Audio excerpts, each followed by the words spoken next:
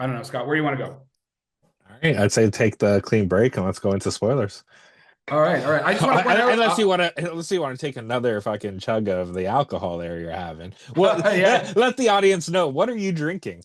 I got myself a little Negroni and some fantastic old fashioned glasses that I got for my birthday. So, mm.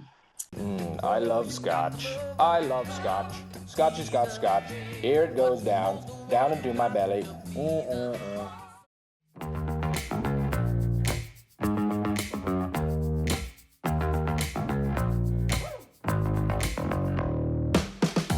Well, we're talking about another scary movie, and Chris is going to be super excited because we're talking movies. We're talking Scream 7, starring Nev Campbell, possibly Courtney Cox, and written and directed by Kevin Williamson. Chris, why do you like me?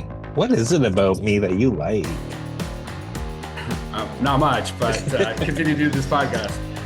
So, hello, Sydney. Did you miss me?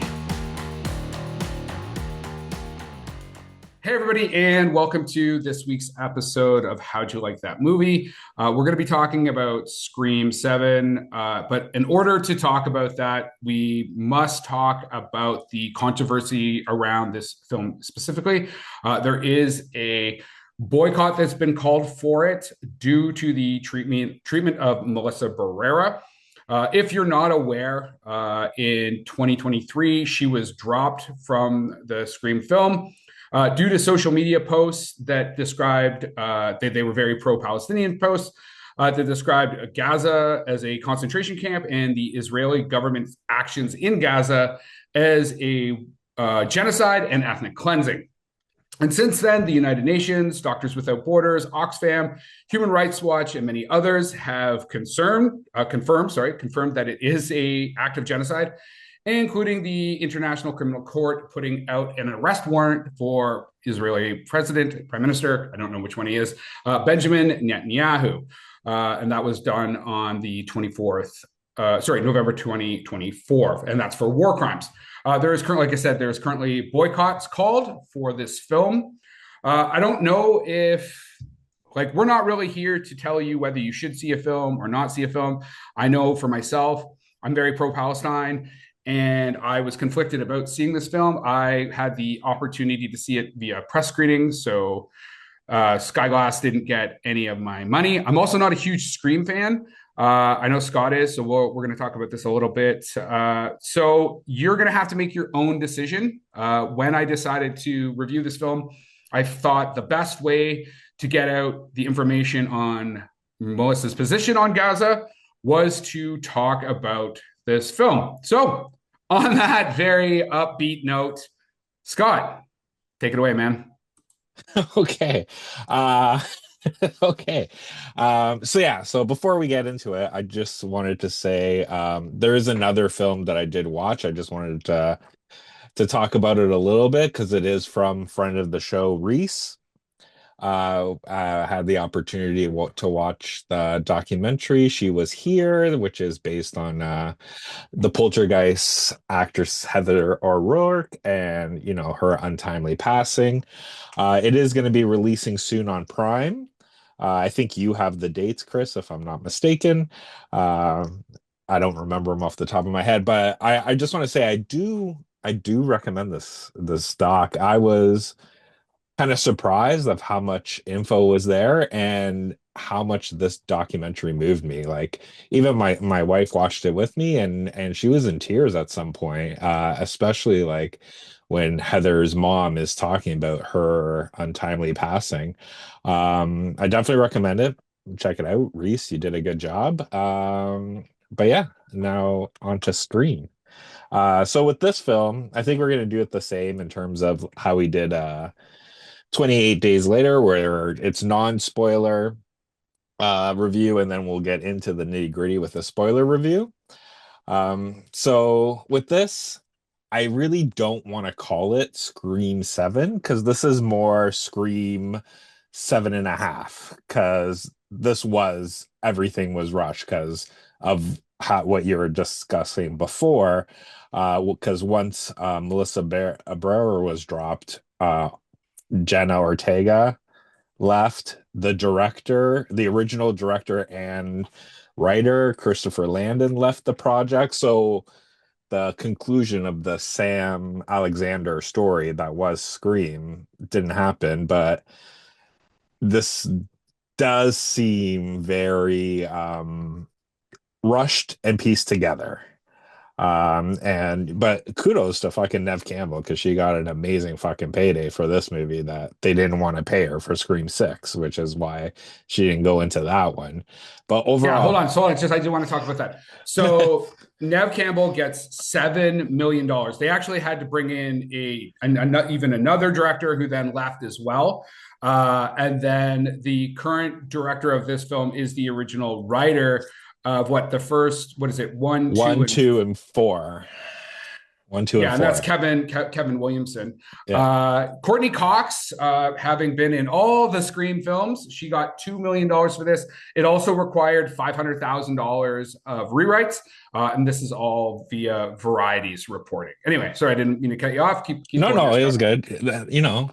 I've been told that you are the smart one in this podcast. No, no, no, Who told you? no, Nobody, no, no, nobody, no, nobody no. actually says Sorry, that. sorry, Nobody. sorry. If you look at our posts, they say they go, the other guy's the smart one, don't even know my name, but thanks. But they're like, Chris is super funny.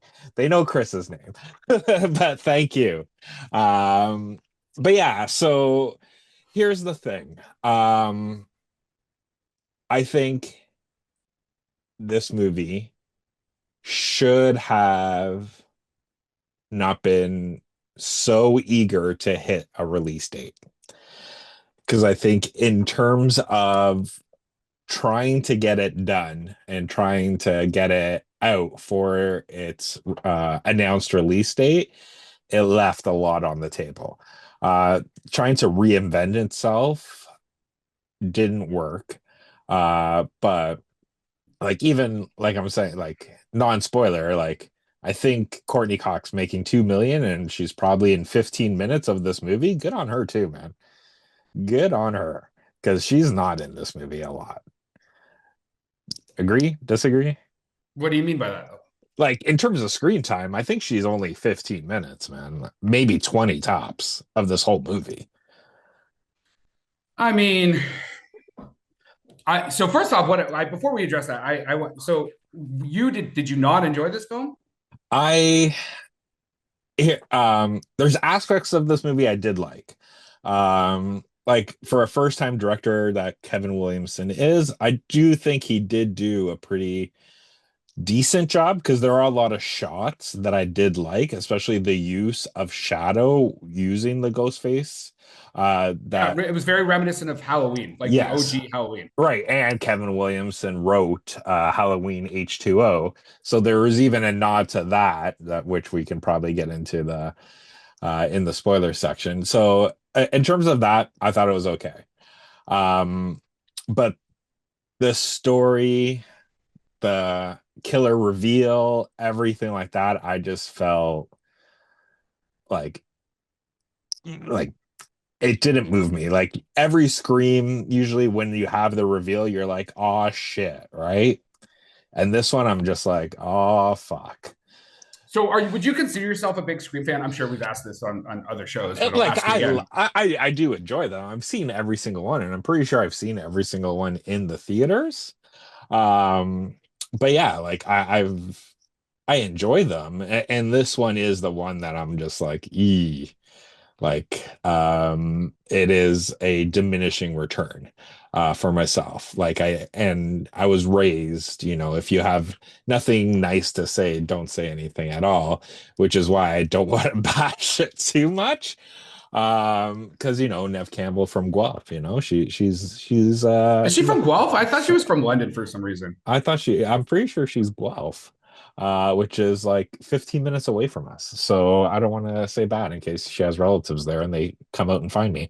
But no, like, I think performance-wise is okay. I just think the story needed a lot more because everything, like, even bringing in the characters from Scream 5 and 6, the twins, like, they didn't really seem to have anything much to do at all. It just seems like they were Other than brought like in. fan service, right? Yeah, exactly. It's just kind of brought in to be like, oh, we're not dismissing the other trilogy either, right? But yeah, like I just think it could have been so much more. Um, but it disappointed me. And like, how did you like you because you we had packed screen. Like when we went, it was a packed theater. Um, which I also thought, not that it was weird, but the presentation of this movie in the theater, I thought was fucking weird. I was telling my daughters because I brought them before this movie started in Cineplex.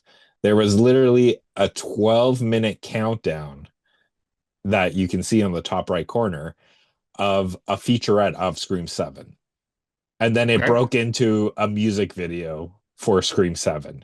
Then it went back to another 3-minute featurette about Scream 7.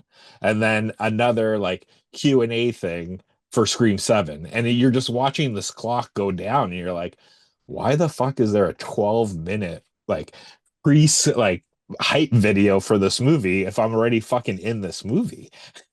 I'm like, Well, I mean, so first off, so at the press screening was not that. There was no trailers. There was nothing. We saw it on IMAX in Toronto, and the best part is the lights went down, the film started. That was like, oh, I was like, oh man, I forgot what it's like to not have 7 Nissan commercials before I watch a film. So all I can do is speculate on what you're referring to, and I'm assuming it was just they're like, well, we got all these like diehard fans because you went on what the Thursday that it opened. We're recording yeah, that it opened for those that are yeah. wondering. They probably are like, we got all the diehard fans here. They're going to want to see this stuff. Scream is very much about fan service, and so I'm assuming that's why. Like I said, I didn't have that experience. I just got to watch the movie. I gave to my remarks. So first off, the film that Scott was talking about the young woman. What's her first name? O'Rourke. It's Heather O'Rourke. Heather O'Rourke is called She Was Here. It should already be available here in Canada on Apple TV. And then other VOD, it should be coming out. I don't have that information. If I have it by the time we release this episode, I will put it in the show notes. And sorry, what was your question to me? I kind of lost my track. Like when we were watching it in the packed theater, um, there was two moments that the crowd gave a reaction to, two kills. Mm, And it felt like groans when the killers were revealed. How okay. was it in the press screening? Was it because I always found because I wasn't able to attend this one, when I have been to the press screenings, they are more like energized, like people are into it a lot more. So how was it when you watched it in? So it wasn't totally full. Actually, there was lots of seating. But again, this was a very specific press screening. Like there was no other audience members. We had to sign all kinds of paperwork and that type of stuff. So to answer your question though, like there was like clapping, there was like some hooting and hollering. So they were having a good time. Obviously, like just like anything, some people were like, oh, that part was cheesy or that wasn't. For myself, so to finally get around to answering what you asked me about how I felt about this film. I am not a big Scream fan, and I just recently, yet again, walked my way through all their fucking movies. The first one, I'm going to say this, and I'll continue to say this. I said this on my TikTok as well. The original Scream is fucking great, man. That is such a good film. If you haven't watched it, or you don't know if you need to go back and watch it, you can just watch that movie. Like that as a standalone film, it's great. And I think one of the reasons it is so great is there's a lot of care and attention to the characters. It's treated seriously. It's a good story. Like it's got a bedrock of a decent script. Even all the meta stuff that they lean into and every other one after, they're just doing meta of horror up to that point. And so they're not trying to be like later Scream movies become meta about themselves. And they use Stab as that vehicle. The original Scream from what is it, 96 or whatever, is just like if you sat down and you wrote like a really, really tight script and then you cast it properly and you shot it properly and you were like, okay, like you didn't expect it to be anything else. There's not specifically anything left so that you can build a franchise out of. And so it's got a great structure to it. And so, yeah, that film is fantastic. You are not going to like what I'm about to say, because I actually think, after watching all the other films, and again, maybe two might be contest for what I'm about to say, I think this is the best film since the original Scream. I found it fun. I found it action packed. I thought the fight choreography was great. I thought the kills were fun. This is way more gruesome than a lot of them. Like, just the sheer level of violence. I thought the opening sequence was fucking great. Like, that was a way to do meta that I appreciated. I was like, oh, okay, because we're kind of back in a realm of like reality. To be, again, reality within the brand that is Scream, right? That's the other thing. The original film feels real. It feels like it could happen, because you're not trying to tie a bunch of things together. You're tying just a few very minute things, right? And like stuff like the why isn't, I mean, they essentially say, like, they make the whole thing about like Hannibal Lecter and stuff, and like do they really need a why? But if you do need a why, it's because, Sydney, your mom was a whore. Your mother was a dumb whore with a fat ass. Did you know that? And, slept with my dad, and then that's why my mom left. Like, just minor shit like that is like workable. By the time you get like deep in this franchise, you got illegitimate kids coming back to do this, and neighbors, and fucking whatever. So I had a lot of fun. Like I said, I had a great time. As Scott said, what we're going to do is we're going to talk a little bit more, and then we'll do some spoilers. There'll be a clean break, and we can talk about like what worked and what didn't. But yeah, like I was a big fan of this film. Unfortunately, I'm not going to suggest you go watch it if you have any reservations about this production company's position on Mellisa Berreras and what is going on in Palestine right now. Like, as we're recording right now, not to go crazy political, as we're recording right now, Israel's attacking, and the United States are attacking Iran. And like, whatever your position on, like this type of shit that is going on, you should be able to talk about it without losing your job over it, right? And especially when you're talking about fucking human rights. Like I said, though, I had a lot of fun with the movie, but Spyglass didn't get any of my fucking money. So I don't know, Scott, where do you want to go? All right, I'd say take the clean break and let's go into spoilers. All right. I just want to point out, unless you want to take another fucking chug of the alcohol there you're having. Well, yeah. Let the audience know, what are you drinking? I got myself a little Negroni and some fantastic old-fashioned glasses that I got for my birthday. So, I love scotch. I love scotch. Scotchy scotch scotch. Here it goes down into my belly. Yum. Tastes like Italy. I just want to point out, the original Scream was made for $14 million, and it did $173 million at the box office internationally. And I'm assuming that is in like 90s money. Like that's like a jillion dollars now. So now, do you remember what the original title of this was supposed to be? I have no idea. I wouldn't have known it then, and I don't know now. What is it, Scott? It's a Scary Movie. Oh shit! Oh shit! Oh shit!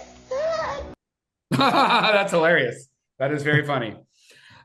Just like the Scary Movie franchise, which I find highly entertaining. Yeah, they took it after as like a parody of it. But since I'm going to ask you one question, because in the featurette that they did, and I just want to see if I'm correct on this. So they asked a trivia question. So in Scream, who is the first on-screen kill you see? That you see? Yes. Like on the original Scream? First movie. Okay, I feel like this is a trick question, because like the first person who is killed is what's her name from E.T.'s boyfriend in the chair there. Yes. See? That's what I thought too. But they said they said it's Drew Barrymore, Casey Becker. I'm like, you literally watched the guy's guts get kicked off, like cut off. Well, I mean, I guess tactically you could say the same thing about Drew Barrymore's character, because like you don't see them get killed. Like you see action that should result, and you see him dead in that scene. You see him dead with his guts cut open, right? But I don't know. I can't remember if you actually see them gut him because don't they shut the lights out? Yeah, and then open it. You hear it, open it. And then even Anyway. with her, you just see I was like, I told my daughters, I'm like, they're wrong, man. It's the boyfriend. It's the fucking boyfriend. He was the first. That's true. And then I said, if you want to get timeline, it's Cindy's mom, because technically they killed her. but okay, let's get spoilers. Let's go. Okay, so everybody, if you're waiting to go watch Scream 7, do me a favor, please. Get out of here. Get out of here, man. Now is the time to, pause the show, come back after you've seen it. If you're not going to watch it, 3, 2, 1, time to spoil your fucking movie. All right, Scott, go. Okay, so this is what it didn't work for me. One, the fact that they turned it into like a meta on itself, in which like nothing technically matters who the killers are. That's awesome. That's fucking awesome, don't you think? No, like to me, the whole thing with Scream is one like knowing like that it a tie-in? Like there has to be a tie-in? Not has to be, but like to me, I think the reason of a woman who was abused and then blaming it on Sydney because she read Sydney's book is fucking stupid. And then for her to be her neighbor for all this time, and then all of a sudden, like, now I'm gonna do it. Like, to me. So I do agree, just because, as you said, it's so, again, because I'm not a huge Scream fan, I didn't even care. Like, I didn't care the why. I'm watching Scream number fucking 7 at this point. I don't give a shit.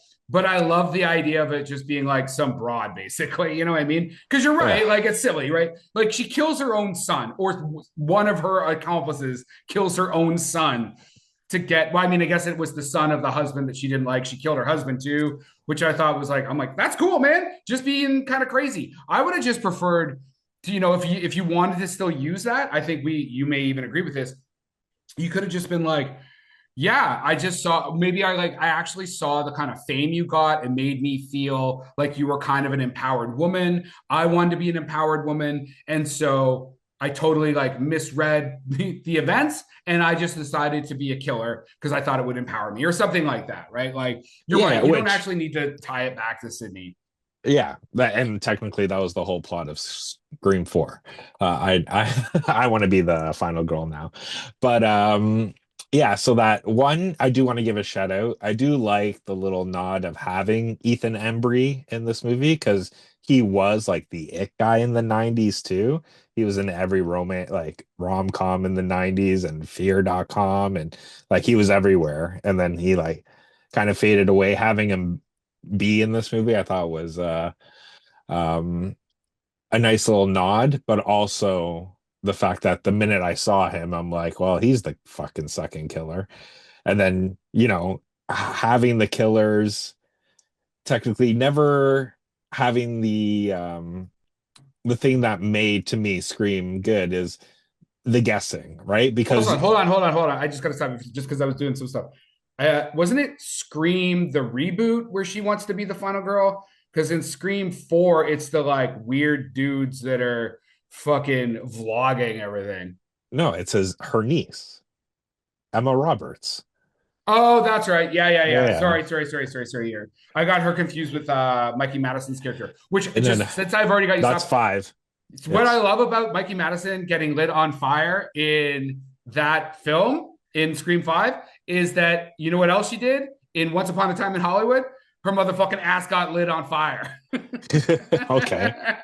I was like, hey, it's the same actor. She's getting lit on fire again.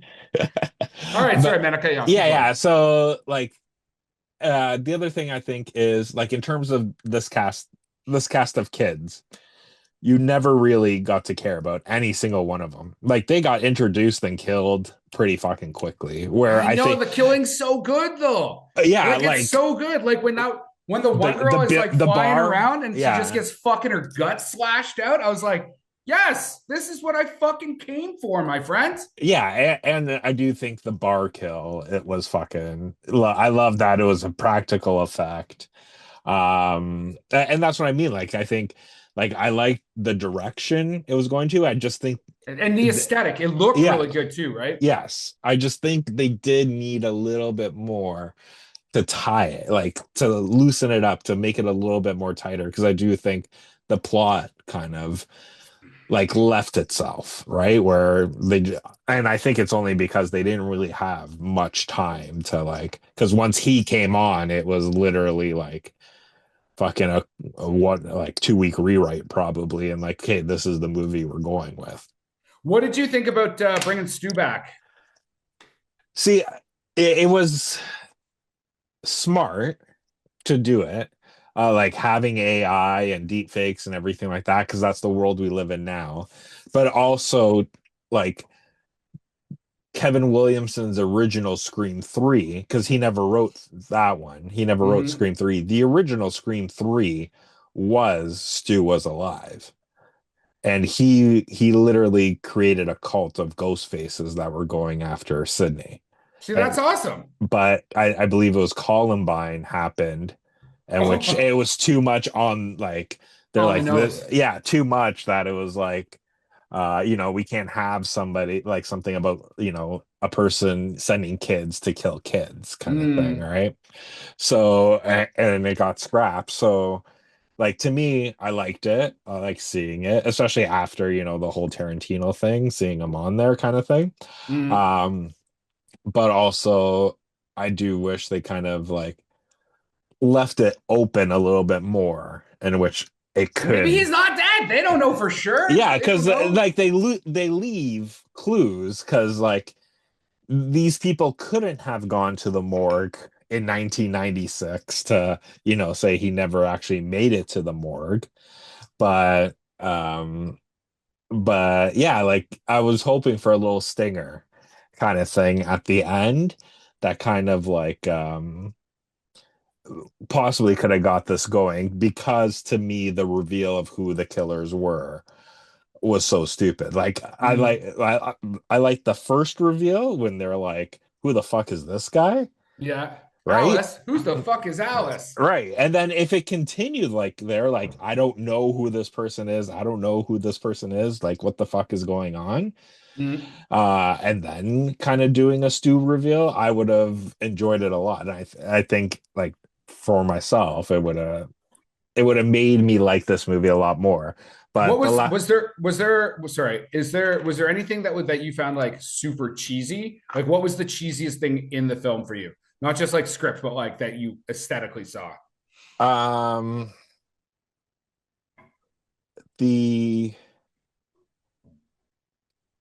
man. All right, well, So I was gonna say, like, go ahead. the whole, like, Joel McHale in the fucking garage. Like, to me, like, the couple good shots out of it, but I'm like, buddy, if there's a killer on the loose, you're not fucking going in there, and you're not turning off the lights. You're not closing. You're only fucking. It's one of those situations where you're like, we've got this really cool kill, which is awesome. That was awesome when he, like, fucking wraps him in plastic and just like shanks the shit out of him. So for me, I was like, so like I said, I thought the opening sequence was good. The movie's tracking around. There's lots of, like, crazy shit happening. I'm like, all right, this is great. I'm liking it.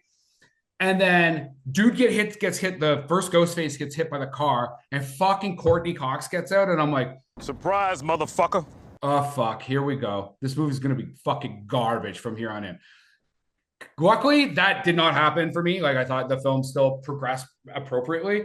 I find, and I noticed this, like, a couple screams back, the dialogue, I don't know what it is. They cannot write dialogue between Sidney Prescott and her and Gale Weathers at all. Like, I'm just like, anytime they're in a fucking scene together, I'm like, this is unfucking bearable. And also because the amount of, like, look, I'm going to say some man shit here. Like, the fuck, Courtney Cox's, like, bad plastic surgery, it's hard to not, like, it kind of takes you right out of the experience. Like, it's like I'm looking at a lizard face the whole time. Oh man, that's not nice. Like, I no, like It's saying bad plastic surgery. What do you want me to say? yeah, Like, but I think that's the thing. Like, if you go like kind of deep, but before they like did go deep, like too with deep, too deep. That like surgeon went way too fucking. Maybe she got caught in too many fucking stab movies, man. like I think we have been doing this podcast a little like long enough that like when I left the movie, I'm like, Chris is gonna make a fucking comment about her fucking plastic surgery, like her Botox. I'm like, I know for sure he's gonna do it, but I think you should look more like in terms of the the What's inside of her pressure. heart? No, yeah, that, but also the pressure a female actress actually has in terms of aging, right? That they have to go to these extents to try to Nev Campbell looks fucking fantastic. yeah, because the Because she didn't get Canadians. bad plastic surgery. That's Canadians, what. we don't break. That's right. That's right. That's right. It's all the cold weather. It's like a cold compress. So the critics have not enjoyed this film. So this has got a 78% from the audience, which is in the top scores of the Scream movies. Again, opening weekend, we'll see all how this comes out. Like I said, the only box office numbers I have is 29 million even at this time. Fucking 34% from the fucking critics. What do you make of that, Scotty? Um, like again, I have no idea because I think ever since Melania got like the highest perfect score, I don't really trust Rotten Tomatoes that much at all. But yeah, like I wasn't a fan of it either, right? Like it's okay, but it's not one that I would go out and like, to be honest, recommend. Like I don't recommend this movie. Like to me, it wasn't worth it. And And that's not even politics. That's right. just like you're just like that was not a fun experience for me. Yeah, like It was that's the like I thing. was being stabbed in the face. Yeah, like it was so like again, like the McKenna Grace, whatever her name is, her kill, awesome. The son's kill at the bar, awesome. Yes. Also, like, and then the after effect of his kill, amazing. Are you talking about the Uh, beer? yeah, That was so good. I know, right? But that's the thing. Like, it was too like there was only those two kills that were like fucking good, and then the rest it was just like, to me, just dragged on, that that took away from everything else. And then it was just like you were saying, the obligatory like Courtney Cox cameo, the other people that Kevin Williamson didn't write cameo in there, right? And then okay, let's go back to that story. Like and I do think because of everything that happened with Mellisa Berrera, like this movie's always Gonna have an going asterisk beside it. exactly. And to be honest, I think the same thing would have happened with Scream 6. If that movie did not do well, and with all the like in review and in box office, and then with the controversy of like not wanting to pay Nev Campbell, because the like all the lines towards the end of this movie was a nod to what people were saying, that she They was past literally her. said stuff like New York, you should have been there. Yeah, like you're past your prime, right? Like all that shit, and then her like past my prime, my shit. Halloween be without Jamie Lee Curtis, or Scream be without Nev Campbell. That would be Scream 6. That's all knocks to like the people that didn't want her in Scream 6. Yeah, but Scream 6, hold on. Scream 6 still made like $170 million on a $40 million like, budget or $35 million budget. So they basically had been able to get rid of Sidney Prescott. So they actually fucked themselves in the end, they're going to make a ton of money. But like, they were like, oh, cool. We're done. We've managed to transition. Nobody's giving a shit. Like, or if we do bring her back, we've shown that she has no leverage. And then they're like, oh, this woman doesn't think that like genocide is cool. You're fired. Oh, now we're paying $7 million to bring back Sidney Prescott. Yeah. But also I think like playing like quarterback, like, couch potato quarterback or whatever, where Scream 7 could have gone, because to my understanding, the original one with Barrera was going to be the final transformation where she actually just does She becomes become Ghostface, right? like for real. And then now you have fucking Scream 8 where it's her going after Nev Campbell, which I think would have been like fucking, King Kong versus Godzilla. It would have made Freddy versus Jason. It would have made a shit ton of money. Now now that you're gonna have it, but you're not gonna have the back date because well, actually, who knows? Because Paramount might not have that much money left after buying Warner Brothers, and paying Netflix the 2.3 billion. And let's be honest, considering their connection to the current administration, all they're going to be making is rush hour movies going forward. So no, like I don't like not to get political. I do, buddy. All we've been doing is being political today. So yeah. Show like, your boots. In my opinion, with this Demonetized. This entire episode is fucking demonetized. Yeah. We're not showing on YouTube at all. But yeah, like my opinion with this whole deal, like it stinks. And not that I, a huge Netflix fan or anything like that, but there are shenanigans when the president is making comments already saying he might not pass if Netflix accept the merger if Netflix wins the bid. And the fact that Warner Brothers accepts Paramount's bid when the Netflix CEO is in Washington lobbying to see what's going on. So in my personal opinion, you can tell it was like whoever he was talking to in Washington was just like, don't even fucking bother. Like, don't even bother. Like they can put in a bid of 1 cent more. And, that's going to go through because he'll never accept your bid. Because if I'm not mistaken, and, I could be wrong, but I'm pretty sure his son-in-law is part of the or he was, and then he retracted himself, and it's all. Listen, I think we know what's going on down south of the border there, and it's very reminiscent of a country in Europe during the 30s, except without the Hugo Boss uniforms. You know what I mean? So whoa, whoa, whoa, whoa, whoa, whoa, whoa, whoa, whoa, whoa, whoa, whoa. I know, but anyway, hold on. Back on Scream though, and yes. then we'll finish up here. What's your favorite scary movie out of all of them, other than the OG? I'm assuming the OG is still top of the charts. But yeah, I like 1, but I also like 2 because 2 flipped itself on the head. And if you think about it, the people that were killed on 2 were the people that actually did follow the rules. Yes. Right, and so you're like, fuck. Right, because it made anybody a possibility in terms of getting killed. So, it amped the intensity and the suspense for me. So what's the worst? What's the worst one? I don't know. Everybody says this one. To me, yes. This is worse than 4. 4 is bad, man. That is a bad fucking movie. 4 has its moments, and I do think if they because again, if you read what should have happened in 4, right? Because that was Sydney was supposed to die.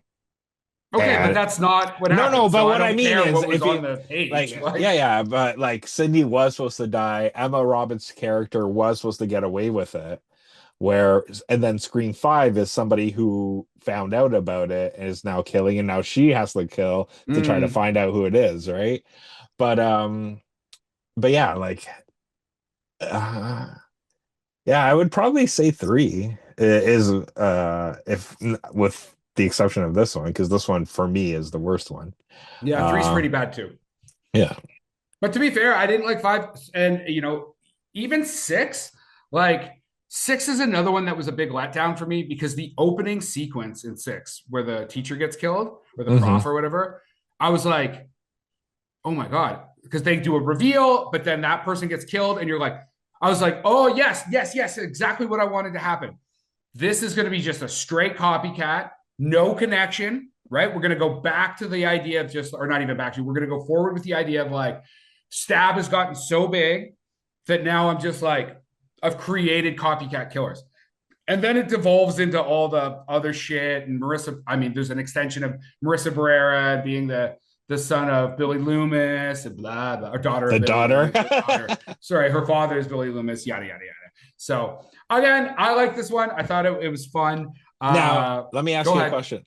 In terms of this one. Also, and you gotta talk about the nods to Halloween. Okay, yeah. But okay, in terms of this one, why do you think they didn't do any AI for Billy Loomis? I don't know. It's a good question. I mean, they reached out to Skeet Aldridge? Skeet Aldridge, yeah. Yeah, and I guess he just said, "Hey, I'm not in the fucking movie." Yeah. I don't know. Maybe it was just too much of a connection to Mellisa Berreras, or Yeah. Because how do you do it? Like, I mean, Well, because they showed his mom like in AI. They showed Dewey in AI. They showed fucking Scott Foley in AI. Right? You could have had him too. You would have assumed instead of showing Loomis's mom to start, it should have been Loomis's mom has got it going going on. She's all I want, and I've waited for so long. She'll stab you once and you won't get up. But all right, do the Halloween stuff, man. So Halloween is the shadow. Yeah, which I thought was great. That was cool. Like everybody was like, see what you did there. Yeah.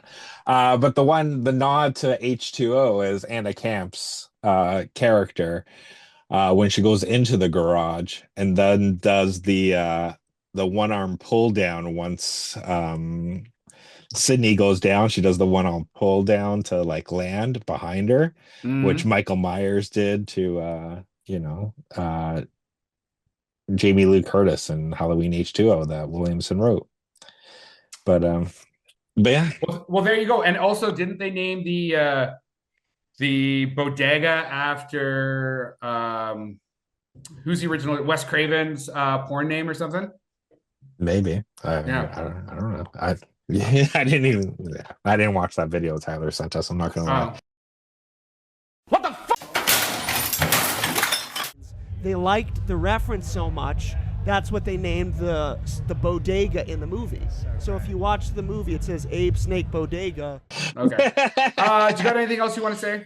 Yeah, like to me, wait till it hits Paramount Plus. Should be here in 45 days.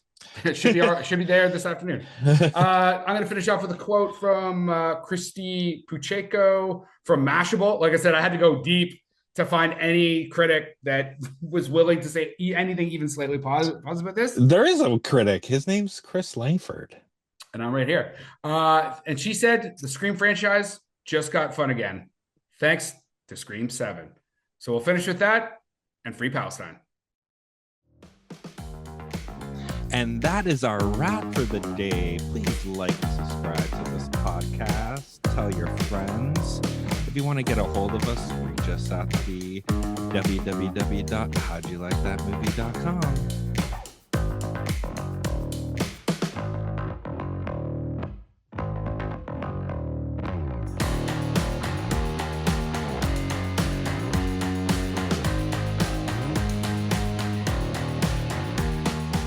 So what do you think about the BAFTAs there?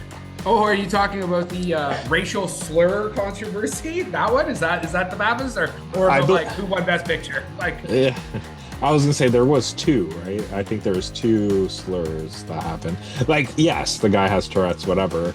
But why would you have a fucking live mic near him? Why? Well, they have like a 2-hour delay. So how did they allow that to happen? Specifically, because the last time someone said free Palestine, they fucking chopped that shit out. But you can say like racial slurs all over the place. So yeah, I don't know how they're gonna fucking dig themselves out of that fucking hole. The best part though is the dog shit Timothée Chalamet film, and I say that having not what's it called, like Marty the Supreme or something. Yeah, Marty Supreme. Most nominations to and won nothing. Woo-hoo. Oh, Marty Supreme? Didn't win a single fucking thing.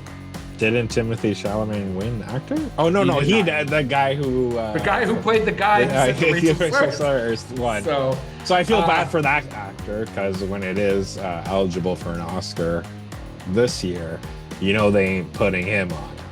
Well, and listen, and we're gonna be recording our Oscar show this coming up, so you got to watch it before the Oscars. My prediction is that Sinners is gonna romp through the Oscars. I think it's gonna win Best Picture, Best Director, and Michael B. Jordan has a very high probability of winning Best Actor. Okay. That's my take. That's my hot take. Oh, well, it's only because you're hot. That's right. All right. Okay, buddy. Have a great weekend. Production by Rod Shaver, Vader Monkey Productions.